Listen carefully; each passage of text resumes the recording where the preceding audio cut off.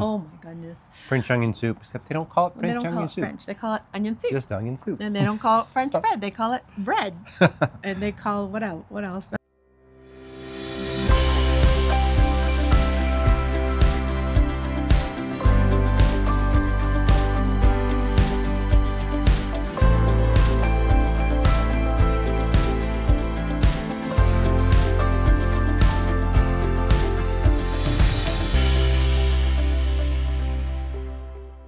Welcome back. I'm Mary June. And I'm Jake. We are a couple in our early 50s who are choosing to retire early so that we can take on this new adventure that is traveling in Europe, France specifically, for an entire year.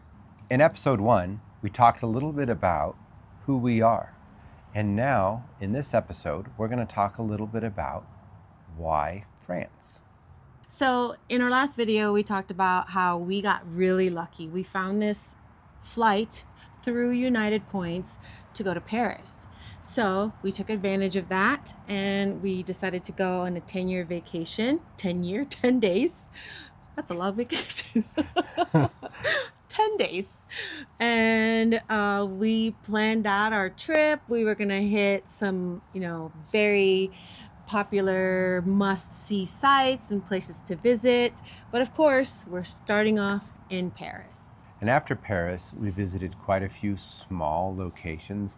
We did hit some tourist hotspots. One in particular, we went to Mont Saint-Michel. If you're not familiar with that, Google it. And it was a wonderful fairyland. It was over 1,000 years old. The architecture was breathtaking. And we got there really early in the morning. As a matter of fact, we stayed in a hotel really close by, so we were able to avoid the crowds. We actually got lucky again.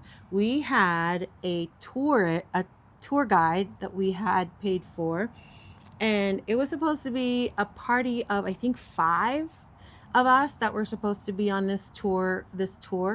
A group tour. Yeah, and the other 3, they didn't end up showing up. So we had the tour guide all to ourselves. And when we got to Mont Saint-Michel, it was really early. I think it was like 8 o'clock or something like that. There was nobody there. So we were able to walk up and down the streets without all of the crowds. And it was incredible. I mean, this fortress is old. Seriously, it's so old. During the war, I don't remember which war it was. Lots of them. I think there were many wars. A lot. They would actually hide out in there. It's crazy to me. Yeah. We also got to visit some small town restaurants. One in particular nearby in a small town.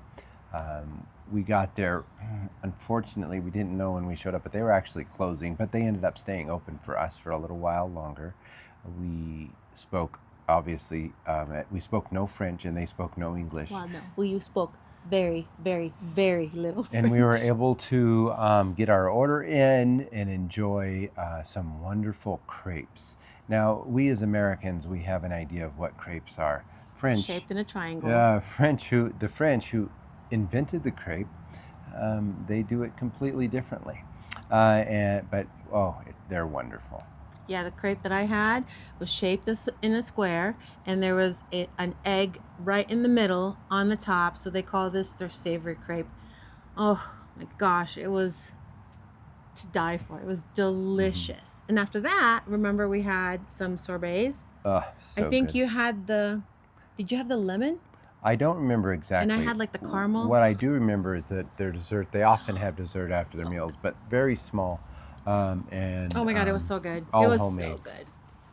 And then from there, after we went to a small town called Honfleur. And this small town, Monet is famous from being from there. A very picturesque, a little Beautiful fairy tale town next to the sea. The plan was we were going to drive. So we went from Paris. We rented a car. We drove to Mont Saint-Michel, stayed the night. The next day, visited Mont Saint-Michel. From there, we went and visited this restaurant where they didn't speak any French or any English. only to find out that the owner that was hanging out in the back spoke English. She spoke English because she spoke to you, remember? No. Okay. That's bad. Anyway, So from there, we're after there. that, we drove to Honfleur, and then we were supposed to stay there just for But that night. I want to 'cause- tell a story. I will. I'll tell. You will. Hold on. Because we were going to visit the cemetery in Normandy.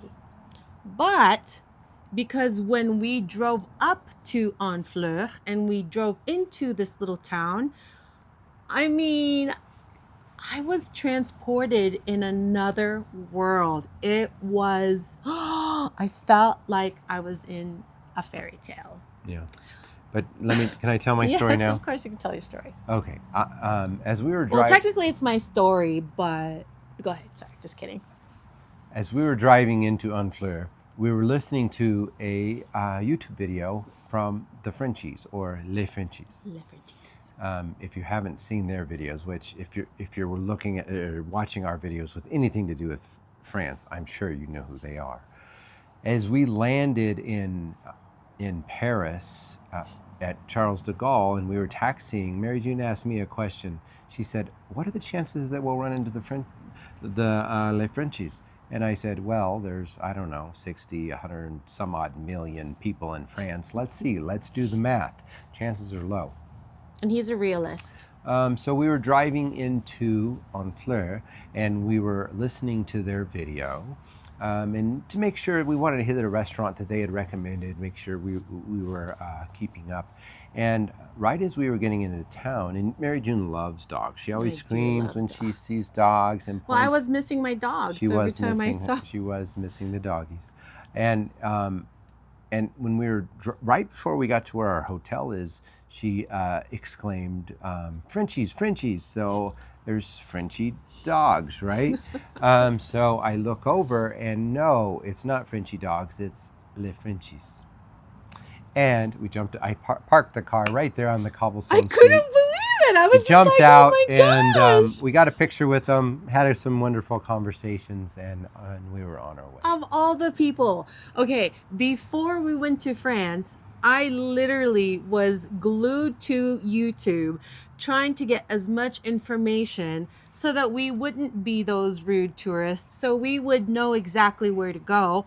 And the whole idea of going to Honfleur was actually their idea. The reason why we found Honfleur and we were curious to go there was because Le Frenchies talked about them and showed it, and I was just like, look, so beautiful, so we gotta go. And they just so happened to be back there because their other video, the restaurant we wanted to go to, was closed. They were refilming in the town, and it was awesome. It was crazy.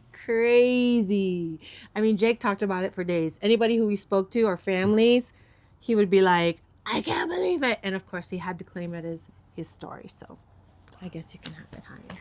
And then from there, we went to Etretat, which is a small coastal village a little farther north.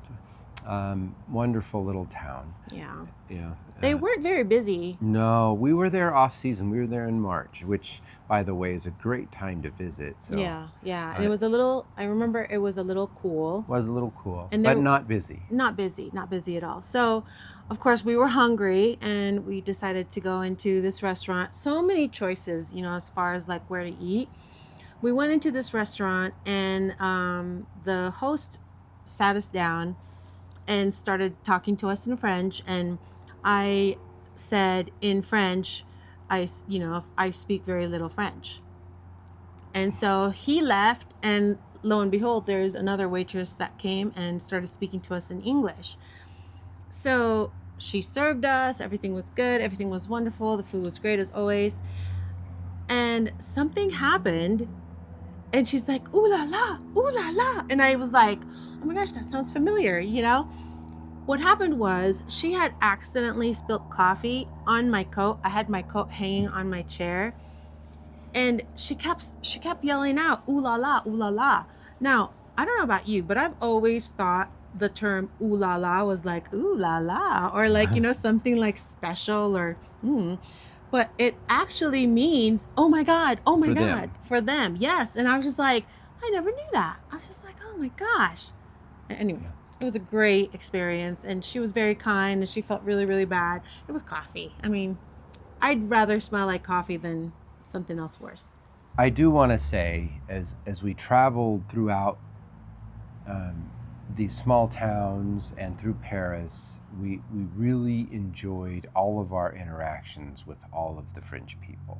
They were all good, minus one. They were all good, positive experiences. Yeah. And one of the things that I really enjoyed as we went from place to place, just the culture. The French is known for living their life in a slower pace. The quote, they work to live versus live to work, it's truly applied in France. I mean, people will take 2-hour lunches in between, their business day.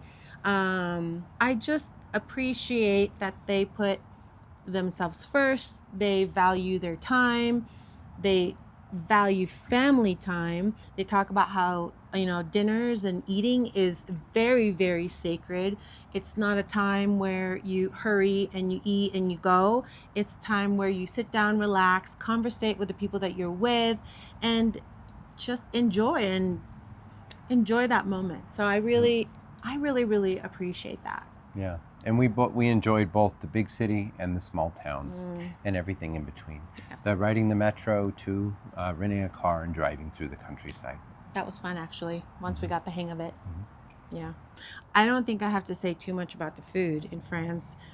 France is known for creating exquisite dishes. One of our favorites is creme brulee. It's not really a dish, but Beef it's a bourguignon. dessert. Beef bourguignon. Oh my goodness. French onion soup, except they don't call it They French don't call onion it soup. French. They call it onion soup. Just onion soup. And they don't call it French bread. They call it bread. And they call what else? What else? That's about There's it. a lot of that. Anyways, the food. Oh my gosh. Now I have to say, we ate, I don't know, at least 3 different French onion soups from 3 different places, and they were not all great. However, the ones that were great, we ate from restaurants that were not really close to the main attractions. They were in small family-owned restaurants, and they were just amazing. Just amazing. It was one of those that's just like, you can't stop eating. It's so hot, but you don't want to stop eating because it's so good.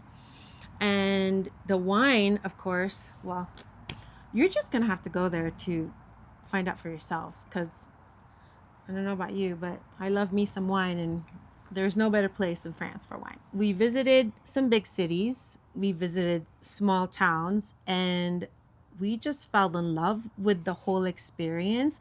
And by visiting the small towns and a couple of the bigger cities, we found so much to love.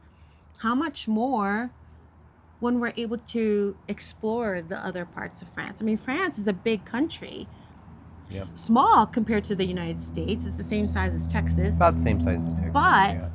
It's very vast, and the regions are all different. They offer different things. Like some regions are best with cheese, some regions, and cheese, gosh, cheese, so good. Some regions produce wonderful wine and champagne and just all that stuff. Yeah. There's just so much more to explore, so much more to discover. And if we had this much fun in 10 days, imagine what we're going to my have in a gosh. year. We might not want to leave. So we are going to be there for an entire year, and we're bringing you along with us. And I hope that you'll join us in our adventures. We're going to share them with you. Coming up next, in our next video, we're going to talk about how we plan to travel with our 2 dogs. Pepper and Mochi. Yes, they are our two 6-pound poodles, and we just love them, and we have to bring them with us. Well, yeah, because, they're poodles. Yep. All right, so I think that's it for this episode. Thank you so much for watching. We're so glad you're here. Please don't forget to like and subscribe. Also, comment. We would love your thoughts and whatever pointers you can give us as we go on this adventure. Yes, I would love your advice. So I'm Jake. I'm Mary June. Until next time, au revoir. A bientôt.